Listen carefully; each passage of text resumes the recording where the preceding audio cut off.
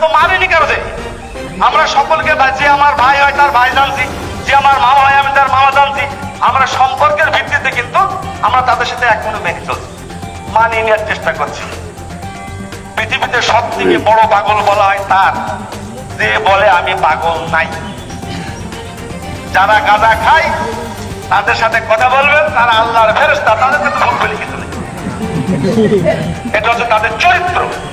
এটা শুধু যারা খায় তারাই এই কথা বলবে, তাদের বুঝ আর থাকে না। অতএব আমি আমার এই 9 নম্বর ওয়ার্ডের সমস্ত, আর একটা কথা এখানে বলি, আমি কিন্তু এই ব্যাপারটা আজকে যে আনুষ্ঠানিকভাবে অনুষ্ঠানটা হবে এটা আমি নিজেও জানতাম।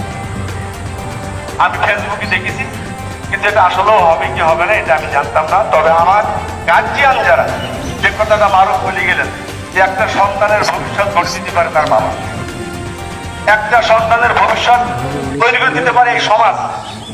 এই সমাজকে সুন্দর একটা পরিপাটি সুন্দর সমাজ তৈরি করতে পারে বাবা।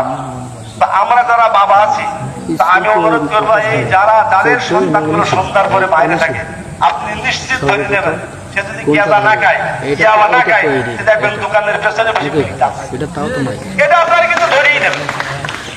তার ছেলে মাগরিবের পর বাড়ি যায় না, যে পড়ালেখা করে, আপনি বাবা হিসেবে আপনি ধরেই নেবেন যে আমার ছেলে ইয়াবা না খেলো অন্তত প্রাথমিক ভাবে দোকানের পেছনে গিয়ে বিড়ি টানছে।